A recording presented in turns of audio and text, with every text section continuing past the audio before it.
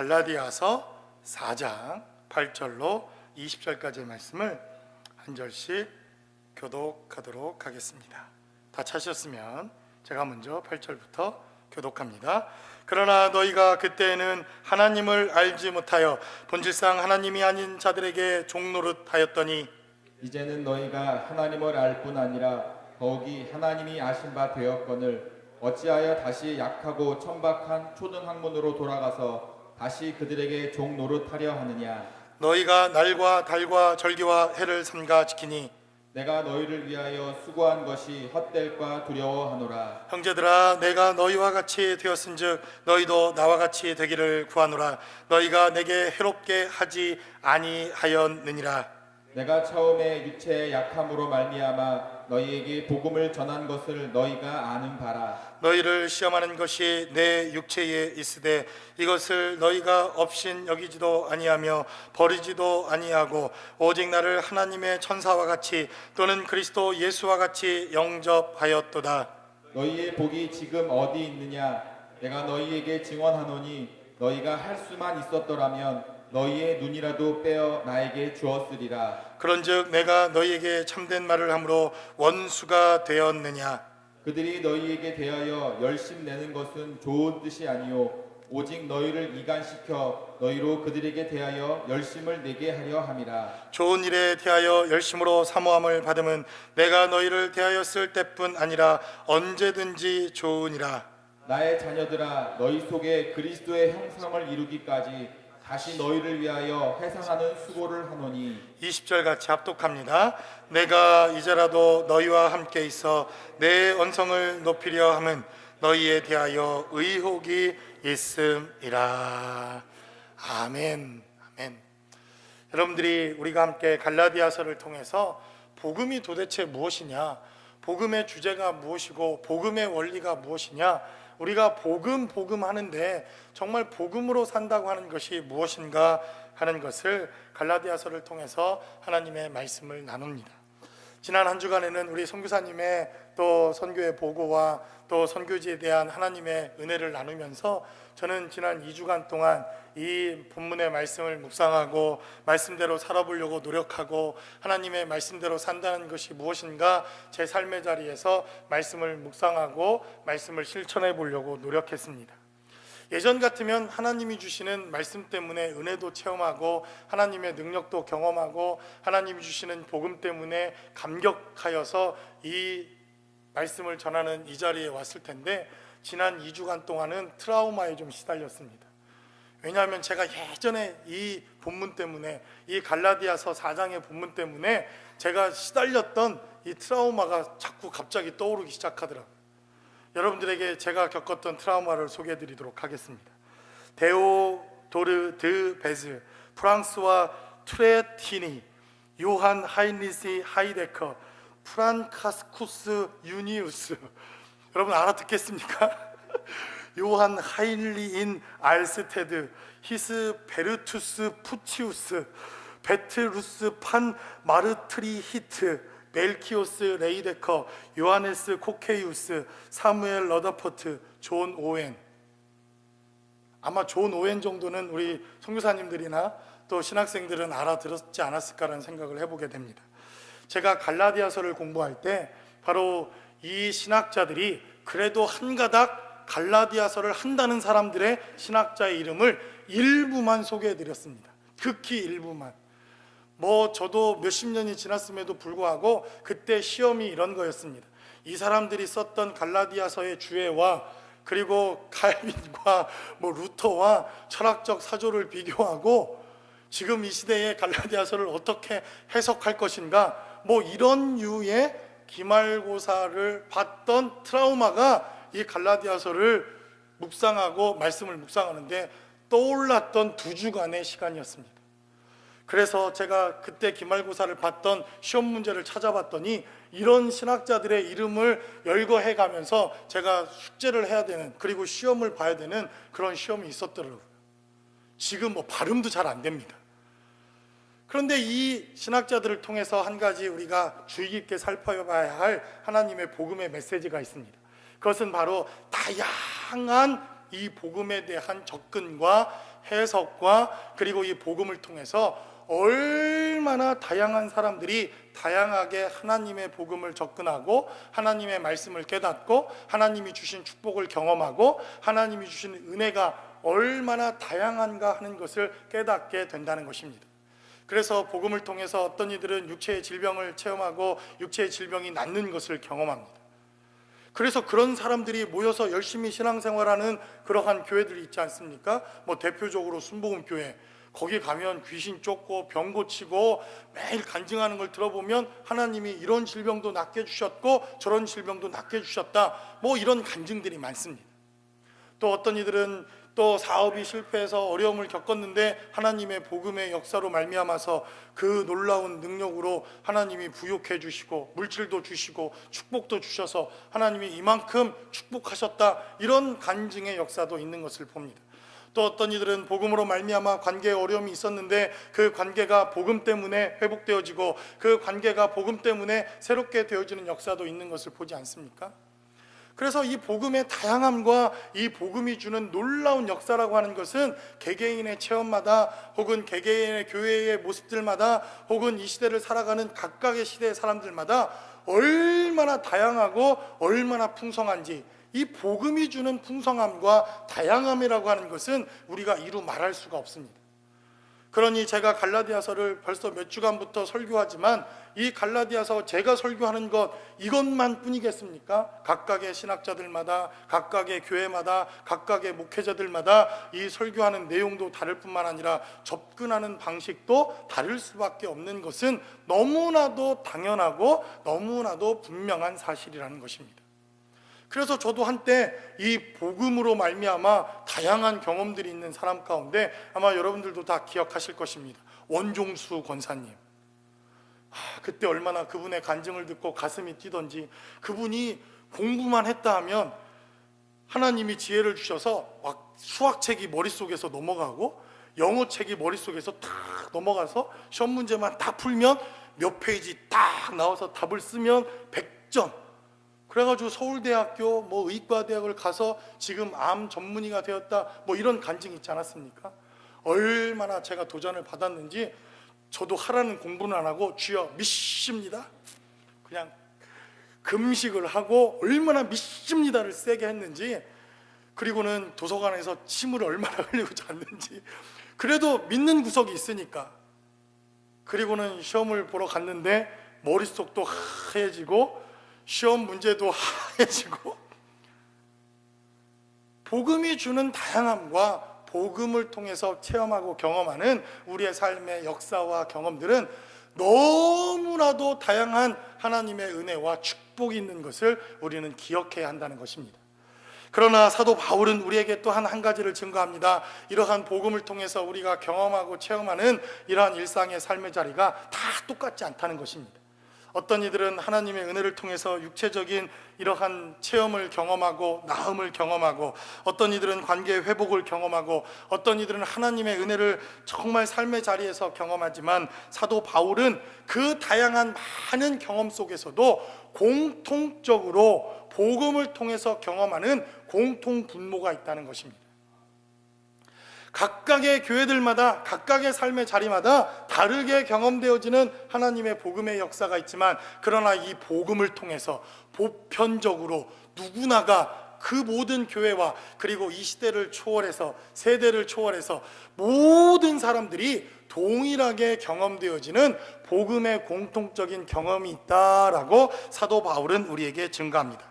그래서 사도 바울은 오늘 본문의 말씀 가운데 12절로 13절까지 대단히 중요한 우리에게 하나님의 말씀으로 도전합니다. 형제들아, 내가 너희와 같이 되었은즉 너희도 나와 같이 되기를 구하노라. 너희가 내게 해롭게 하지 아니하였느니라. 내가 처음에 육체의 약함으로 말미암아 너희에게 복음을 전한 것을 너희가 아는 바라라고 사도 바울은 우리에게 증거합니다. 그리고 사도 바울은 계속해서 우리에게 증거하기를 나와 같이 내가 경험한 대로, 내가 하나님의 말씀을 받은 대로 너희도 그렇게 하나님의 말씀대로 살아내기를 구한다라고 사도 바울은 말합니다. 너희도 나와 같이 되기를 바란다 라고 사도 바울은 12절의 말씀을 통해서 우리 각각이 경험했던 하나님의 은혜가 있고, 우리 각자가 경험했던 복음의 체험이 있고, 우리 각자가 체험했을 하나님의 은혜가 있지만 너희도 나같이 되기를 원한다 라고 사도 바울은 우리에게 증거하고 있다는 것입니다. 그래서 우리가 보편적으로 경험케 되어지는 이 복음이 주는 보편적인 경험을 통해서 하나님이 우리에게 주시는, 그리고 공동체에 주시는 하나님의 은혜는 무엇인지 본문이 기록하고 있는 말씀을 통해서 함께 나눠보기를 원합니다. 첫 번째로 본문은 우리에게 증거하기를, 그래서 이 복음은 우리의 용서에 대한, 죄 사함에 대한 영적 감각을 모든 사람들에게 하나님께서 공통적으로 주신다 우리에게 말씀하십니다. 8절로 9절에 기록된 말씀을 살펴보기를 원합니다. 8절로 9절은 증거하기를, 그러나 너희가 그때는 하나님을 알지 못하나 본질상 하나님이 아닌 자들에게 종노릇 하였더니 이제는 너희가 하나님을 알 뿐 아니라 더욱이 하나님이 아신 바 되었거늘 어찌하여 다시 약하고 천박한 초등학문으로 돌아가서 다시 그들에게 종노릇 하려 하느냐라고 성경은 우리에게 증거합니다. 우리가 보편적으로 체험케 되어지는 복음의 역사와 능력이 있다고 한다면 우리의 죄사함에 대한 하나님의 은혜와, 그리고 우리가 어떠한 신분이 되었는가 하는 것을 하나님이 보편적으로 우리에게 말씀하신다는 것입니다. 이 복음으로 말미암아 깨닫게 되어지는 영적인 감각 가운데 하나가 있다면 우리가 죄사함을 받았다는 것입니다. 사도 바울은 우리에게 증거하고 있기를, 율법을 통해서는 우리는 종노릇하였고, 율법을 통해서는 죄사함을 경험할 수 없었고, 율법을 통해서는 그 어떠한 경우를 통해서도 우리가 종노릇하는 이러한 삶의 자리까지 나아갈 수밖에 없었다라고 성경은 우리에게 증거합니다.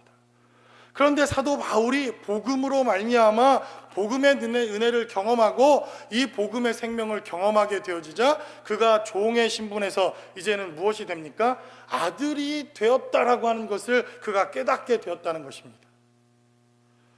여러분, 저는 옛날에요, 저를 다리 밑에서 주워온 줄 알았습니다. 저는 그래서 다리 밑에 우리 엄마를 찾아서 진짜 간 적도 있습니다. 하도 다리 밑에서 주워왔다고 그래서 그 다리가 이 다리인지 저 다리가 저 다리인지, 그랬더니 저희 할머니가 한강 다리 밑에서 주워왔다고. 그래서 저는 한강 다리 밑에 가야 우리 친부모를 진짜 만나나 보다. 아니, 그렇게 공갈 협박을 해보신 분들 다 해보시지 않았습니까? 우리 사모님 심하게 고개를 끄덕이시는데, 저는 그래서 다리 밑에서 주워온 줄 알았죠.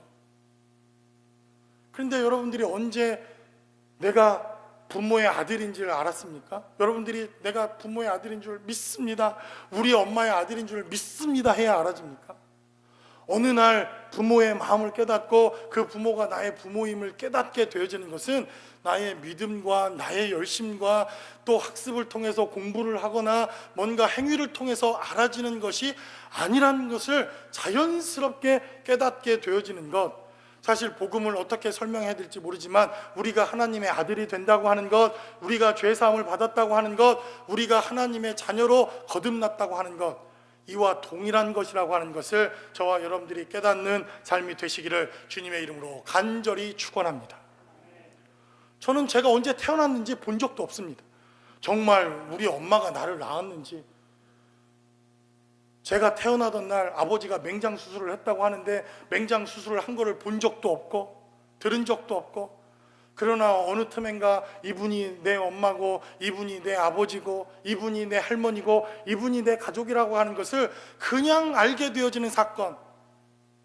성경은 우리에게 증거하기를 복음을 통해서 우리가 거듭난다고 하는 것, 우리가 죄사함을 받고 하나님의 자녀가 된다고 하는 사건도 동일한 사건이라고 하는 것을 성경은 우리에게 증거합니다. 그래서 우리가 탕자의 사건을 통해서 우리가 언제 죄사함을 받았는지, 언제 우리가 아들이 되었는지 우리의 삶의 자리에서 고백하는 이 고백은 대단히 중요합니다. 여러분, 이 탕자가 언제 죄사함을 받았습니까? 언제 이 탕자가 죄사함을 받았습니까? 아버지를 생각해서 이제 돌아가자, 이때 죄사함을 받았습니까? 아니면 돌아와서 동구 밖에서 멀리 기다리고 있던 아버지가 금가락지를 끼워주고 옷을 입혀주고 내 아들아 죽었다가 이제 살아 돌아왔구나라고 옷을 입혀주었을 때 이 아들이 죄사함을 받았습니까?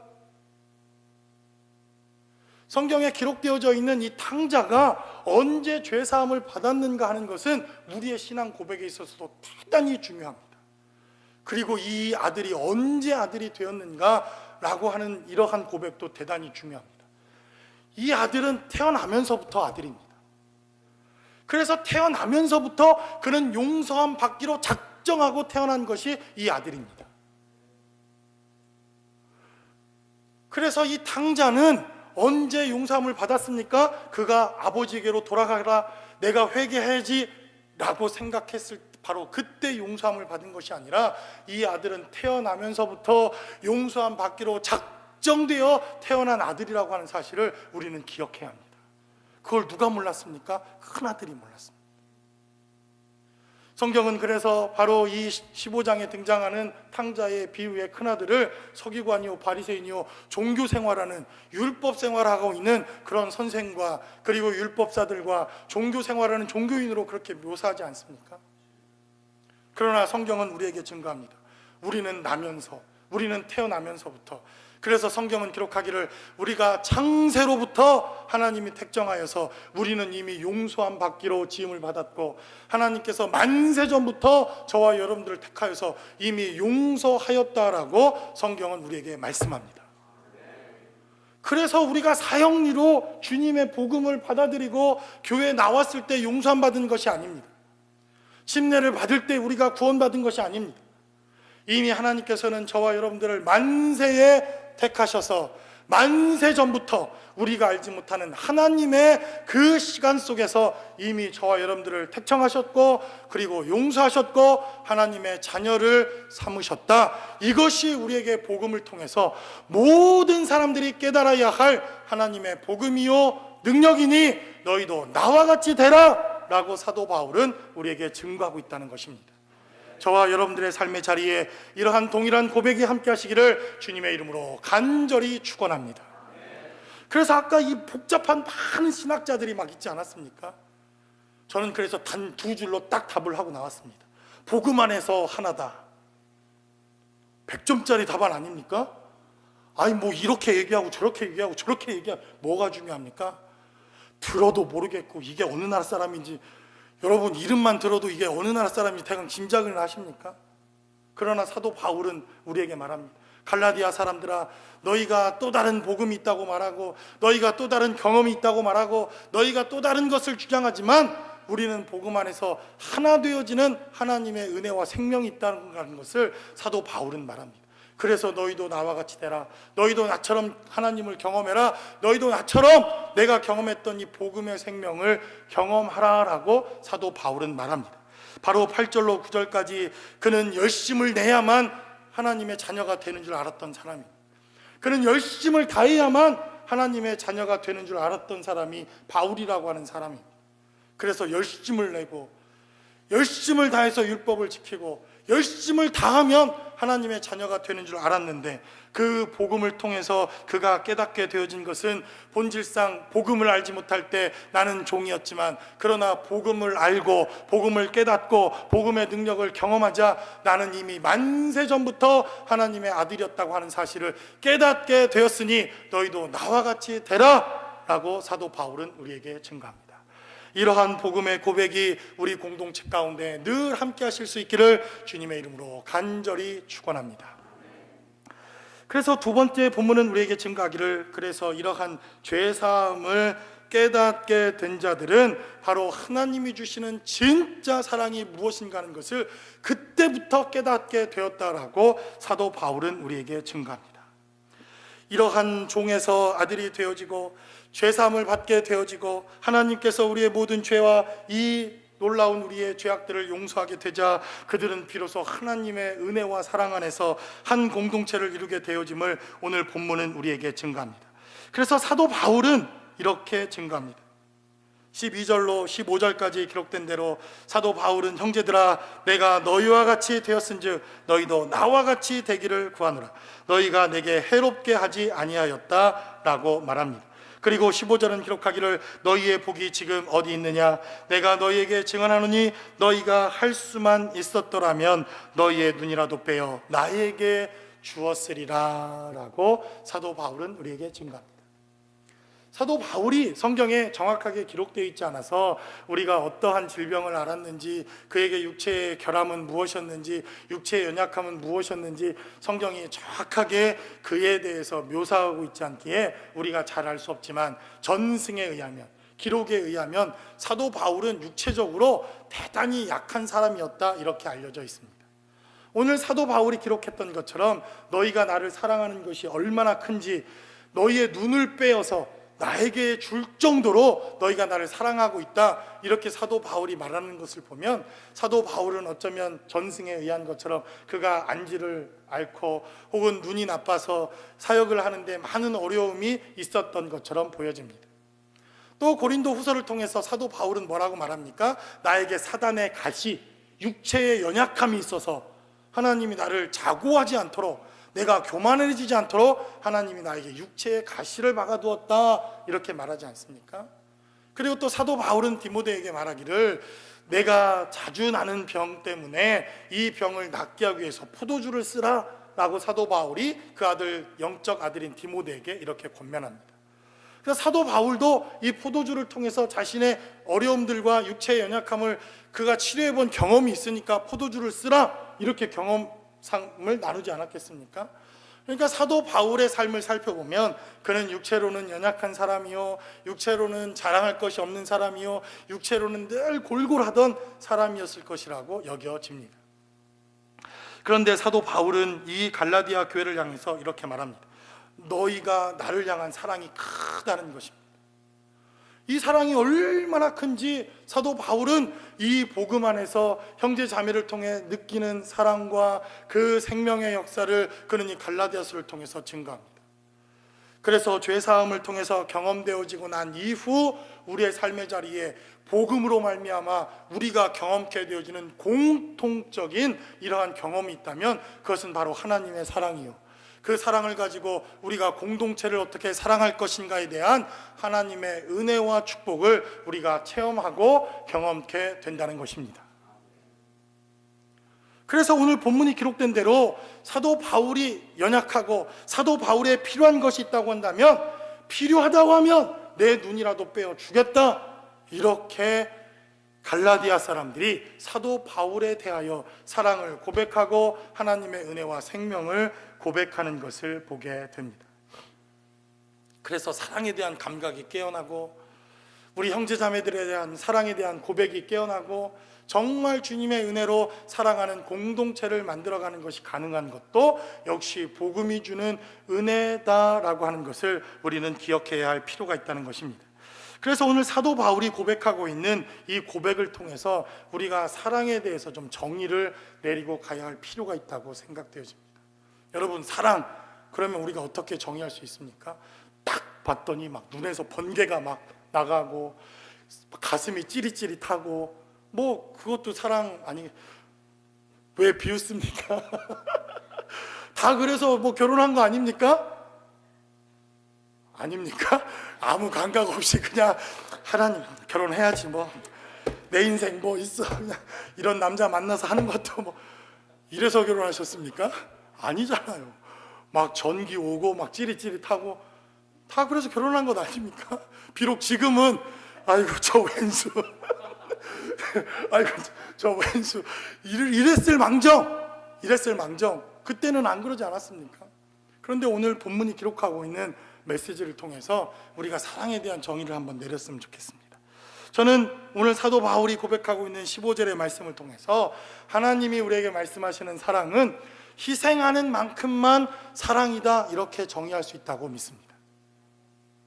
동의하십니까? 희생하는 만큼만 사랑이다라고 우리는 이 본문을 통해서 정의할 수 있는 것 같습니다. 사도 바울에게 말합니다. 사도 바울을 사랑하는 그 사랑 때문에 내 눈이라도 빼어줄 수 있겠다라고 그들은 고백합니다. 여러분, 그렇다면 갈라디아 사람들이 사도 바울을 얼만큼 사랑하는 겁니까? 내 눈이라도 빼어줄 만큼, 내 눈을 희생해서라도 사도 바울에게 좋은 것을 줄 만큼 그들은 그만큼 사도 바울을 사랑하고 희생하는 만큼만 사도 바울을 사랑하는 이 사랑의 고백이 바로 이 복음을 깨달은 자들을 통해서 함께 사랑으로 연합하고 있는 것들을 이 말씀을 통해서 고백하고 있다는 것입니다.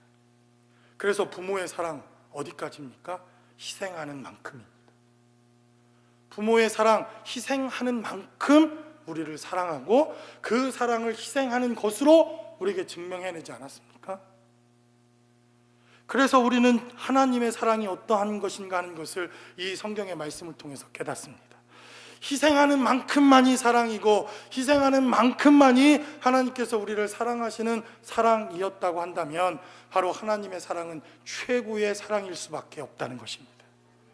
아들을 주신 사랑이요, 그분의 모든 것을 주신 사랑이요, 그분이 가장 아꼈던 독생자를 주신 사랑이요, 그 십자가에서 아낌없이 그 사랑을 표현하신 것, 이것이 바로 복음이요, 이 사랑 때문에 우리도 그 사랑을 깨닫고 하나님의 사랑으로 공동체를 세워나가며 형제자매들을 사랑하며 하나님을 사랑하는 고백 가운데 나아갈 수 있다고 본문은 우리에게 증거합니다. 이 시점에서 좌우에 계신 분들과 말씀을 나누시기 바랍니다. 희생하는 만큼만 사랑입니다. 어디까지 제가 사랑하겠습니다. 여러분 고백하시기 바랍니다. 너무 멀리 있어서 목숨을 다해서 두 눈이라도 다 빼고 제 심장이라도 빼서, 다 녹음되니까 거짓말을 할 수 없겠죠. 제가 여러분 불의의 사고를 당하고들랑 그렇게 하십시오. 다 각막도 기증하고 지금 뭐 시체도 다 기증하고 기증을 했습니다.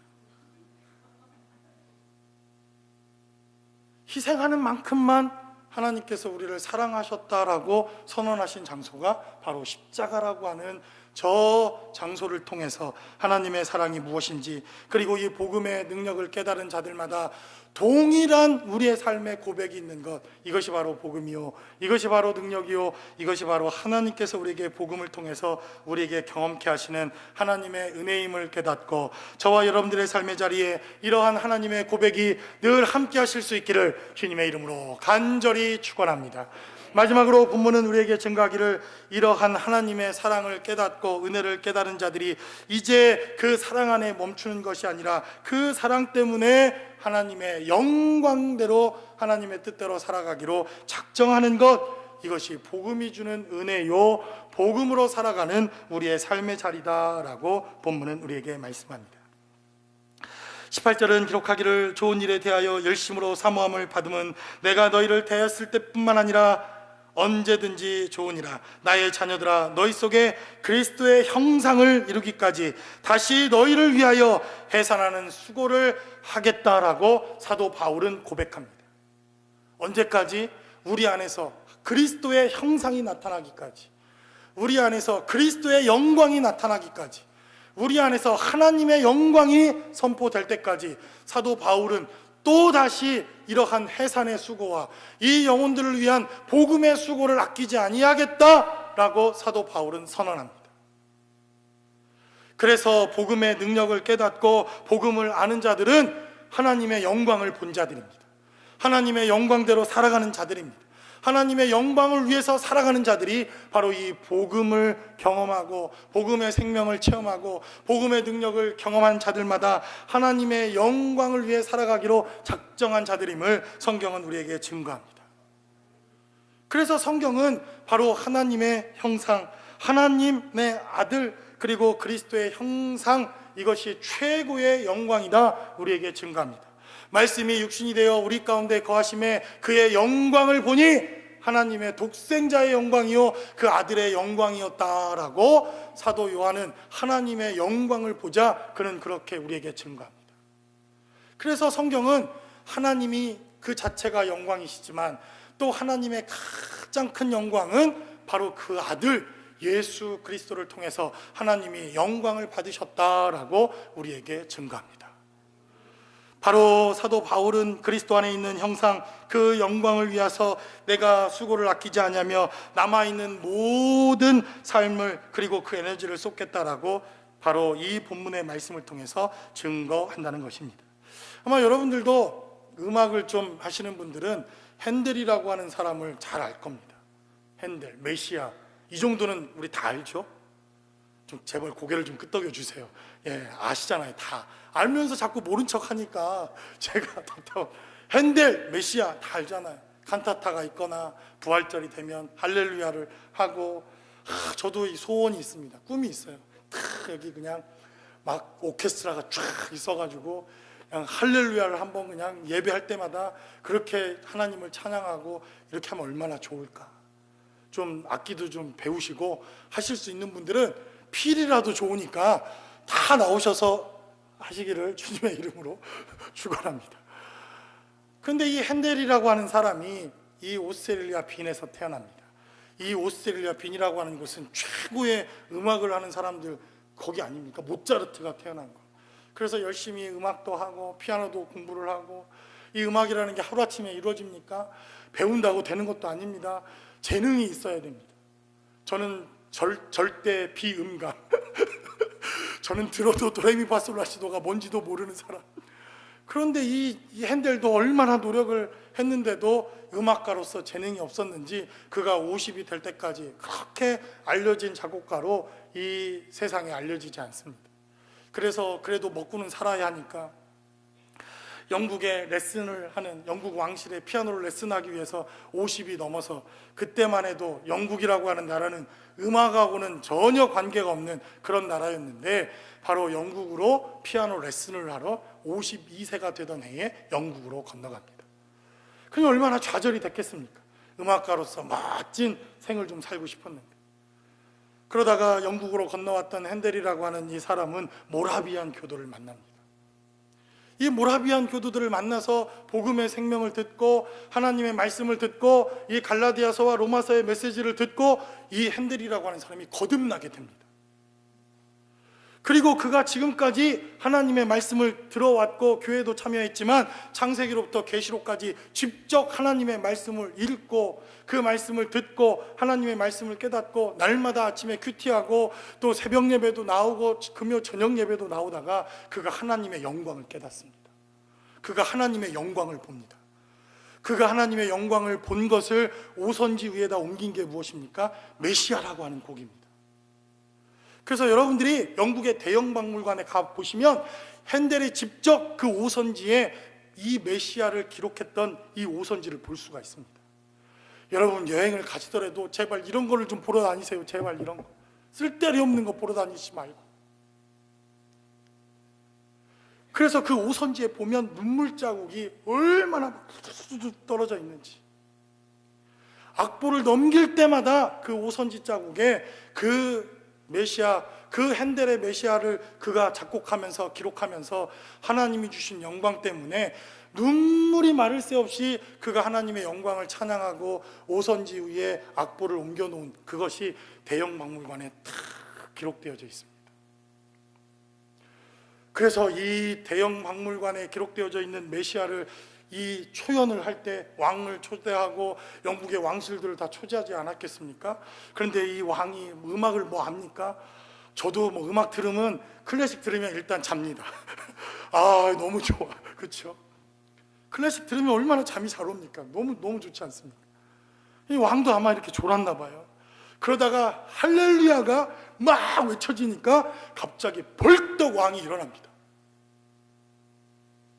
저도 이렇게 설교를 하다가 여러분들이 하나님의 영광을 봐서 벌떡 일어났으면 좋겠어요. 할렐루야. 언젠가 그런 날이 오겠죠. 왕이 일어나니까 옆에 있던 대신들도 일어나고 옆에 있던 사람들도 일어나지 않겠습니까? 아니 다 일어나니까 그 곡을 듣고 있던 사람들도 이게 웬 영문인지 다 일어나서 핸델의 메시아를 듣습니다. 그것이 유래가 되어서 지금은 핸델의 메시아가 어디든 이 곡이 연주되어질 때 바로 이 할렐루야 부분이 연창되어지고 나올 때마다 모든 사람이 다 일어나서 그 할렐루야를 함께 찬양하며 하나님 앞에 영광 돌리는 것이 지금 전통으로 그렇게 되어 있지 않았습니까? 바로 하나님의 영광을 본다는 것은 이런 것입니다. 하나님의 영광을 보았던 사도 요한이라고 하는 사람, 그는 늘 주님과 가까이 했던 사람이며 육체로는 가장 주님과 가까웠던 사람입니다. 사사로이 그는 늘 주님의 이 무릎 베개를 하고 예수님과 가장 가까이 있었던 사람이 바로 사도 요한이라고 하는 사람입니다. 그런데 그가 요한계시록에 나타난 하나님의 영광을 봅니다. 요한계시록을 통해서 지금까지 육체로만 보았던 주님이 아닌 영광 속에 있었던 그 하나님을 보자 그는 그 발 앞에 무릎 꿇고 그 영광 앞에 무릎 꿇고 그 영광 앞에 납작 엎드러져 하나님의 은혜와 생명을 찬양할 수밖에 없는 이러한 능력의 역사가 나타나더라라고 성경은 우리에게 증거합니다. 그러므로 주님이 주시는 그 영광의 은혜와 그 생명 앞에 저와 여러분들이 주님을 찬양하며 하나님 앞에 영광 돌릴 수 있는 거룩하고 복된 삶의 자리가 되실 수 있기를 주님의 이름으로 간절히 축원합니다. 바로 이 복음이 주는 생명, 복음을 통해서 깨닫는 것은 우리 안에 그리스도의 형상이, 우리 안에 그리스도의 영광이, 우리 안에 하나님의 능력이 나타날 때까지 내가 멈추지 않겠다, 쉬지 않겠다, 그 영광을 위해 살아가겠다라고 선언한 이러한 선언을 통해서 바로 복음이 주는 능력과 생명의 역사를 경험했던 사도 바울의 고백처럼 저와 여러분들의 삶의 자리에도 이러한 하나님의 복음이 주는 능력의 축복과 역사가 늘 함께 하실 수 있기를 주님의 이름으로 간절히 축원합니다. 기도하겠습니다.